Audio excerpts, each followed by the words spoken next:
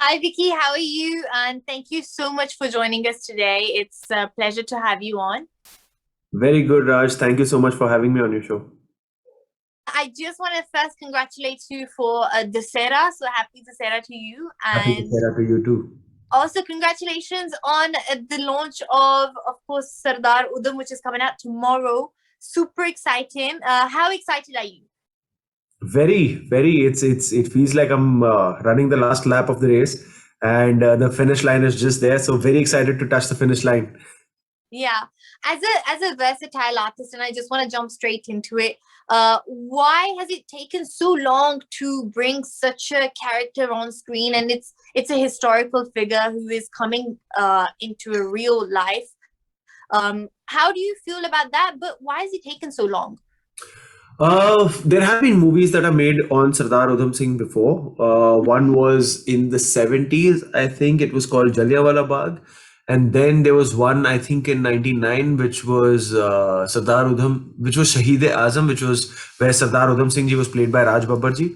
And now I can never pinpoint on the reason, but I guess because he's a relatively more unsung hero in the history books of our Indian freedom movement. And this actually would have ended up being made much earlier because Sujit Sarkar, the director of the film, he wanted to ideally make this some 21 years back.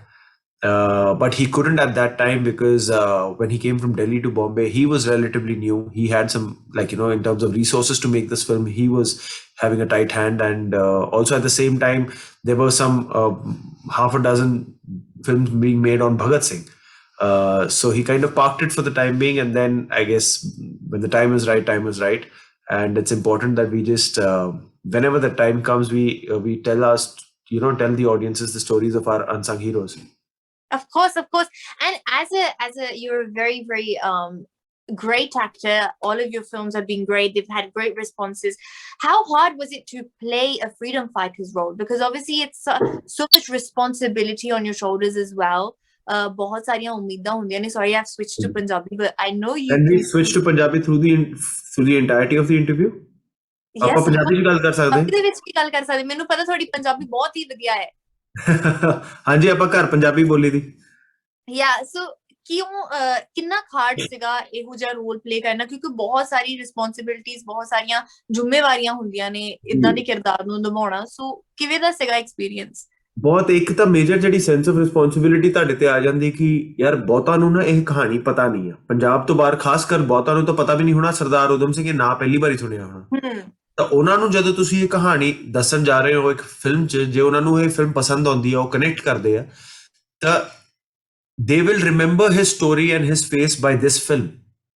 ਤਾਂ ਉਹ ਬਹੁਤ ਜ਼ਰੂਰੀ ਹੋ ਜਾਂਦਾ ਕਿ ਜਿਹੜਾ ਵੀ ਕੰਮ ਤੁਸੀਂ ਕਰੋ ਇਹ ਜਿਹੜੀ ਰਿਸਪੌਂਸਿਬਿਲਿਟੀ ਤੁਸੀਂ ਲੈਣੇ ਹੋ you have to be very sensitive very responsible and very truthful the facts and to the emotional graph of the character and specially ਜਿੱਦਾਂ ਸੁਜੀਤ ਸਰਕਾਰ ਹਮੇਸ਼ਾ ਫਿਲਮਾਂ ਬਣਾਉਂਦੇ ਆ ਉਹ ਬਹੁਤ ਰੀਅਲਿਸਟਿਕਲੀ ਬਣਾਉਂਦੇ ਆ ਉਹਨਾਂ 'ਚ ਉਹ 'ਚ ਮੈਲੋਡਰਾਮਾ ਨਹੀਂ ਹੁੰਦਾ ਉਹ 'ਚ ਹੈਵੀ ਡਿਊਟੀ ਜਿਹੜੀ ਹੁੰਦੀ ਆ ਨਾ ਉਹ ਚੈਸਟ ਥੰਪਿੰਗ ਲਾਈਨਾਂ ਨਹੀਂ ਹੁੰਦੀਆਂ ਤਾਂ ਉਹ ਬਹੁਤ ਹੀ ਇੱਕ ਸੈਰੀਬਰਲ ਤੌਰ ਤੇ ਬਣਾਉਂਦੇ ਆ ਫਿਲਮ ਤੇ ਉਹ ਵੀ ਆਪਣੀ ਚੈਲੰਜ ਹੋ ਜਾਂਦੀ ਕਿਉਂਕਿ ਤੁਹਾਨੂੰ ਉਹ ਇਮੋਸ਼ਨ ਜੈਨੂਇਨਲੀ ਫੀਲ ਕਰਨੇ ਹੁੰਦੇ ਆ ਕਿਉਂਕਿ ਤੁਹਾਡੇ ਕੋਲ ਕਦੀ ਉਹ ਸੀਨਸ 'ਚ ਡਾਇਲੌਗ ਨਹੀਂ ਦਿੱਤੇ ਜਾਂਦੇ ਆ ਕਿਉਂਕਿ ਤੁਹਾਨੂੰ ਉਹ ਸਿਰਫ ਮੂਵਮੈਂਟਸ 'ਚ ਹੀ ਸਾਇਲੈਂਸਸ 'ਚ ਹੀ ਪੂਰਾ ਪੋਰਟਰੇ ਕਰਨਾ ਆ ਤਾਂ ਉਹਦੇ ਆਪਣੇ ਚੈਲੰਜਸ ਹੁੰਦੇ ਆ ਖਾਸ ਕਰ ਉਦਮ ਸਿੰਘ 'ਚ ਇੱਕ ਹੋਰ ਸੀਗਾ ਜਿਹੜਾ ਇੱਕ ਫਿਜ਼ੀਕਲ ਜਿਹੜਾ ਚੈਲੰਜ ਸੀਗਾ ਉਹ ਇਹ ਸੀਗਾ ਕਿ I am playing the 20-year-old Udham Singh and 40-year-old Udham Singh from 1919 to 1940 ਉਹਦੇ 'ਚ weight ਦਾ ਵੀ ਸੀਗਾ ਕਿ ਤੁਸੀਂ 19 ਸਾਲਾਂ ਦਾ ਉਦਮ ਸਿੰਘ ਪਲੇ ਕਰਨਾ ਤਾਂ ਤੁਹਾਡਾ weight 14-15 ਕਿਲੋ ਘਟਾਉਣਾ ਤੁਸੀਂ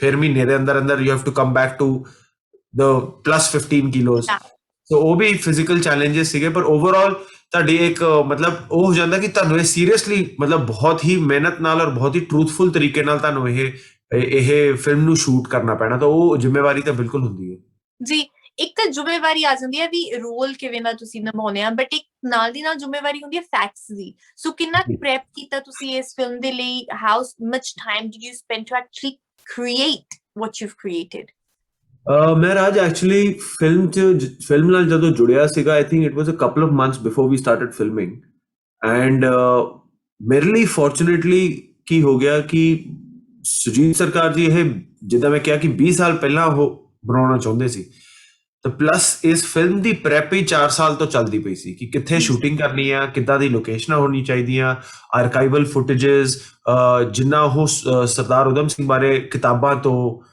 ਪਿਕਚਰਸ ਤੋਂ ਲੈ ਕੇ ਆ ਸਕੇ। ਤਾਂ ਉਹਨਾਂ ਦੀ ਟੀਮ ਨੇ ਜਿੱਦਾਂ ਹੀ ਮੈਂ ਜੁਆਇਨ ਕੀਤਾ, ਉਹਨਾਂ ਦੀ ਤਿਆਰੀ ਇੰਨੀ ਸਟਰੋਂਗ ਸੀ ਕਿ ਉਹਨਾਂ ਨੇ ਤਾਂ ਮੈਨੂੰ ਬਿਲਕੁਲ ਥਾਲੀ ਤੇ ਸਜਾ ਕੇ ਸਾਰਾ ਰਿਸਰਚ ਮਟੀਰੀਅਲ ਦੇ ਦਿੱਤਾ ਕਿ ਆ ਆਪਾਂ 4 ਸਾਲਾਂ ਤੋਂ ਨਾ ਪ੍ਰਿਪੇਅਰ ਕੀਤਾ ਹੈ। ਤਾਂ ਉਹਦੇ ਨਾਲ ਬਹੁਤ ਬਹੁਤ ਹੈਲਪ ਹੋ ਗਈ ਮੈਨੂੰ। ਫਿਰ ਉਸ ਤੋਂ ਮਤਲਬ ਉਹ ਹੈਲਪ ਸੀਗੀ ਕਿ ਚਲੋ ਅਪੀਅਰੈਂਸ ਸਾਨੂੰ ਪਤਾ ਲੱਗੂਗੀ, ਲੁੱਕ ਕੀ ਕ੍ਰੀਏਟ ਕਰਨੀ ਸਾਨੂੰ ਪਤਾ ਲੱਗੂਗੀ, ਕਿੰਨਾ ਟਾਈਮ ਉਹ ਪੰਜਾਬ 'ਚ ਸੀਗੇ, ਕਿੰਨਾ ਟਾਈਮ ਉਹ ਕਿਹੜੇ ਦੇਸ਼ 'ਚ ਸੀਗੇ, ਕਿਉਂਕਿ ਉਹ ਦੁਨੀਆ ਭਰ ਘੁੰਮ ਚੁੱਕੇ ਸੀ ਜਾਂ ਲੰਡਨ ਪਹੁੰਚਣ ਤੋਂ ਪਹਿਲਾਂ। ਤਾਂ ਉਹਨਾਂ ਨੇ ਕੀ ਕੀਤਾ ਉਸ ਦੌਰਾਨ। ਉਸ ਤੋਂ ਬਾਅਦ ਜਦੋਂ ਜਿਹੜੀ ਗੱਲ ਸੀਗੀ ਸਟੇਟ ਆਫ ਮਾਈਂਡ ਨੂੰ ਜਾਣਨ ਦੀ, ਕਿਉਂਕਿ ਸੁਜੀਤ ਸਰਕਾਰ ਦਾ ਮੇਰੇ ਲਈ ਇੱਕੋ ਹੀ ਬਰੀਫ ਸੀਗਾ ਕਿ I want people to get to know the state of mind of this person. ਤੇ ਉਹਦੇ ਲਈ I always fell back upon Shoojit Sircar ਕਿਉਂਕਿ ਉਹ ਇੰਨੇ ਸਾਲਾਂ ਤੋਂ ਇਸ ਕਹਾਣੀ ਨਾਲ, ਇਸ ਕਿਰਦਾਰ ਨਾਲ ਜੀ ਚੁੱਕੇ ਆ ਕਿ ਉਹਨਾਂ ਦਾ ਵਿਜ਼ਨ ਕੀ ਸੀਗਾ, ਇੱਕ ਰੈਵੋਲੂਸ਼ਨਰੀ ਨੂੰ ਪਲੇ ਕਰਨ ਦਾ, ਇੱਕ ਰੈਵੋਲੂਸ਼ਨਰੀ, ਇੱਕ ਕ੍ਰਾਂਤੀਕਾਰੀ ਨੂੰ ਦਿਖਾਉਣ ਦਾ। ਕਿਉਂਕਿ ਸਾਡੇ ਫਿਲਮਾਂ 'ਚ ਕਈ ਵਾਰੀ ਕੀ ਹੋ ਜਾਂਦਾ ਕਿ ਆਪਾਂ ਬਹੁਤ ਹੀ ਫੋਕਲੋਰ ਤਰੀਕੇ ਨਾਲ ਉਹਨੂੰ ਦਿਖਾਉਂਦੇ ਆ ਕਿ ਸਾਡੇ ਜਿਹੜੇ ਉਹ ਹੀਰੋ ਸੀਗੇ ਔਰ ਹੀਰੋ ਹੈਗੇ ਆ, ਪਰ ਉਹ ਕਈ ਵਾਰੀ ਇੰਨਾ ਆਪਾਂ ਉਹਨਾਂ ਨੂੰ ਕਰ ਦਿੰਦੇ ਕਿ ਇੱਕਦਮ ਸੁਪਰਮੈਨ ਹੀ ਬਣ ਜਾਂਦੇ ਕਿ ਸਾਨੂੰ ਆਪਾਂ ਛੂ ਨਹੀਂ ਸਕਦੇ ਉਹਨਾਂ ਨੂੰ। ਉਹਨਾਂ ਨੂੰ ਇਦਾਂ ਨਹੀਂ ਲੱਗਦਾ ਕਿ ਉਹ ਸਾਡੇ ਚੋਂ ਹੀ ਇੱਕ ਬੰਦਾ ਸੀਗਾ, ਉਹ ਇਦਾਂ ਲੱਗਦਾ ਪਤਾ ਨਹੀਂ ਕਿੱਥੋਂ ਅਸਮਾਨ ਤੋਂ ਆਏ ਸੀਗੇ ਉਹ। ਤੇ ਸੁਜੀਤ ਦਾ ਤਾਂ ਇਹ ਐਫਰਟ ਸੀਗਾ ਕਿ ਆਪਾਂ ਉਹਨਾਂ ਨੂੰ ਇੰਨਾ ਰੀਅਲ ਬਣਾ ਦਈਏ, ਇੰਨਾ ਹਿਊਮਨ ਬਣਾ ਦਈਏ ਕਿ ਇਦਾਂ ਸਾਨੂੰ ਪਿਕਚਰ ਦੇਖ ਕੇ hopefully we are praying that this is how they resonate with the film, ਕਿ ਸਾਨੂੰ ਲੱਗੇ ਕਿ ਯਾਰ ਇਹ ਤਾਂ ਮੁੰਡੇ ਸਾਡੇ ਵਰਗੇ ਹੀ ਸੀਗੇ ਜੀ, ਇਹਨਾਂ ਦੀ ਸੋਚ ਨੇ ਇਹਨਾਂ ਨੂੰ ਮਹਾਨ ਬਣਾਇਆ, ਯੂ نو। ਤੇ ਰੈਵੋਲੂਸ਼ਨਰੀ ਜਿਹੜੇ ਹੁੰਦੇ ਆ ਉਹ ਇਹ ਨਹੀਂ ਕਿ ਮਤਲਬ ਹਥਿਆਰ ਚੱਕ ਲਿਆ, ਬੰਦੂਕ ਫੜ ਲਈ, ਬੰਬ ਫੋੜਤਾ, ਤਲਵਾਰ ਕੱਢ ਲਈ ਤਾਂ ਤੁਸੀਂ ਰੈਵੋਲੂਸ਼ਨਰੀ ਬਣ ਗਏ। ਉਹ ਸੋਚ ਨਾਲ ਹੁੰਦਾ ਆ। ਇਹਨਾਂ ਦੀ ਸੋਚ ਵੱਖਰੀ ਸੀ, ਇਹਨਾਂ ਦੀ ਸੋਚ ਅੱਗੇ ਦੀ ਸੀਗੀ, ਤਾਂ ਆਪਾਂ ਉਹਨਾਂ ਨੂੰ 100 ਸਾਲ ਬਾਅਦ ਯਾਦ ਰੱਖ। ਤੇ ਇਹ ਸਾਰੀ ਚੀਜ਼ਾਂ ਜਿਹੜੀ ਸਭ ਮਿਲ ਮਿਲਾ ਕੇ ਯੂ نو ਉਹਦੀ ਗ੍ਰੈਵਿਟੀ ਨੂੰ ਸਮਝਣਾ ਔਰ ਉਹਨੂੰ ਪੋਰਟਰੇ ਕਰਨਾ ਫਿਰ ਕਾਫੀ ਚੈਲੰਜਿੰਗ ਹੋ ਜਾਂਦਾ। I'm super excited to see what you've created. I think ਮੈਂ ਖੁਦ ਪੰਜਾਬ ਦੀ ਆ ਤੇ ਇਹੋ ਜਿਹੀ ਫਿਲਮ ਇੱਕ ਦੇਖਣਾ ਤਾਂ ਮੇਰੇ ਲਈ ਬਹੁਤ ਜ਼ਿਆਦਾ ਮਾਣ ਵਾਲੀ ਗੱਲ ਹੈ ਵੀ ਆਪਣਾ ਪੰਜਾਬ ਦਾ ਮੁੰਡਾ ਇਹੋ ਜਿਹੀ ਫਿਲਮ ਦੇ ਵਿੱਚ ਆ ਰਿਹਾ ਆ। ਪਰ ਤੁਸੀਂ ਪੰਜਾਬ ਤੋਂ ਕਿੱਥੋਂ? ਜਲੰਧਰ। ਲੈ ਵੀ ਆਰ ਨੇਬਰਸ, ਆਮ ਫਰਮ ਹੁਸ਼ਿਆਰਪੁਰ। Of course. ਬਹੁਤ ਵਧੀਆ ਗੱਲ ਹੈ। I'm super excited. I'm a big fan of you, Vicky, and I can't wait what you created. ਇੱਕ ਲਾਸਟ ਕੁਐਸਚਨ ਵੀ ਤੁਸੀਂ ਕੀ ਮੈਸੇਜ ਦੇਣਾ ਚਾਹੁੰਦੇ ਆ? ਇਸ ਦੇ ਨਾਲ ਥੋੜਾ ਜਿਹਾ ਤੁਸੀਂ ਟੱਚ ਵੀ ਕੀਤਾ, ਬਟ ਕੀ ਮੈਸੇਜ ਹੈ ਸਾਡੀ ਯੰਗ ਜਨਰੇਸ਼ਨ ਦੇ ਲਈ? ਸਾਰੇ ਲਈ ਇਹੀ ਹੋਊਗਾ ਕਿ ਪਿਕਚਰ ਸਾਡੀ ਆਉਣ ਲੱਗੀ ਹੈ। It's a small effort from our side to firstly give a tribute to the unsung heroes of our past. And ਬਹੁਤ ਜ਼ਰੂਰੀ ਹੈ ਕਿ ਕਿਸੇ ਵੀ ਤਰੀਕੇ ਨਾਲ, ਇਹ ਸਾਡੀ ਫਿਲਮ ਦੀ ਕੋਸ਼ਿਸ਼ ਰਹੀ ਹੈ, ਚਾਹੇ ਤੁਸੀਂ ਉਹਦੇ ਬਾਰੇ ਕਿਤਾਬਾਂ ਲਿਖ ਲਓ, ਗੀਤ ਲਿਖ ਲਓ, ਪਿਕਚਰਾਂ ਬਣਾ ਲਓ, ਪਰ ਇੱਕ ਜ਼ਰੂਰੀ ਹੈ ਕਿ through our art form we keep them alive, we keep discussing them, you know. ਉਹਨਾਂ ਦੇ ਖਿਆਲ ਨੂੰ, ਉਹਨਾਂ ਦੇ ਸੋਚ ਨੂੰ ਆਪਾਂ ਜਿੰਦਾ ਰੱਖੀਏ, ਤਾਂ ਉਹ ਜ਼ਿੰਮੇਵਾਰੀ ਸਾਡੀ ਹੈ। ਤੇ ਆਪਾਂ ਬਣਾਉਣ ਦੀ ਜ਼ਿੰਮੇਵਾਰੀ ਕੀਤੀ ਹੈ, ਤੁਸੀਂ ਦੇਖਣ ਦੀ ਜ਼ਿੰਮੇਵਾਰੀ ਨਿਭਾ ਲਓ। Of course, Asia team, ਤੁਹਾਨੂੰ ਬਹੁਤ ਬਹੁਤ ਸ਼ੁਭਕਾਮਨਾਵਾਂ ਦੇ ਰਹੀ ਹੈ। Thank you. Really hope it goes well. Thank you so much for joining us today. Thank you. ਬਹੁਤ ਚੰਗਾ ਲੱਗਿਆ ਤੁਹਾਡੇ ਨਾਲ ਗੱਲ ਕਰਕੇ। Thank you, Vicky. Thank you. See you.